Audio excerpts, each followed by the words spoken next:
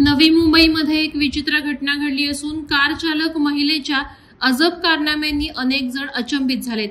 Jewels of नवी मुंबईच्या रस्त्यावर दिनांक 30 डिसेंबर रोजी सायंकाळी 7:30च्या सुमारास मोहम्मद समीम अन्सारी हा 6 वर्षांचा मुलगा एल आणि टी चौकाजवळ रस्ता ओलांडत होता।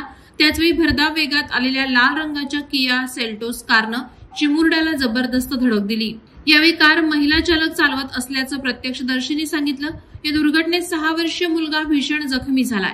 या दुर्घटनेनंतर महिलेनं कार थांबवली आणि ती मुलाला पाहण्यास कार बाहेर आली। तेथे जमा झालेल्या गर्दीनं मुलाला हॉस्पिटलमध्ये घेऊन जा असं कार चालक महिलेला सुचवलं।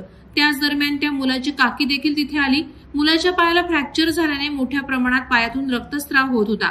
अखेर कार चालक महिला मुलाला हॉस्पिटलमध्ये नेण्यास तयार झाली। मुलाच्या काकीला तिने मागून हॉस्पिटलमध्ये येण्यास सांगितलं आणि रक्तबंबाळ मुलाला घेऊन ती आपल्या कारनं निघाली।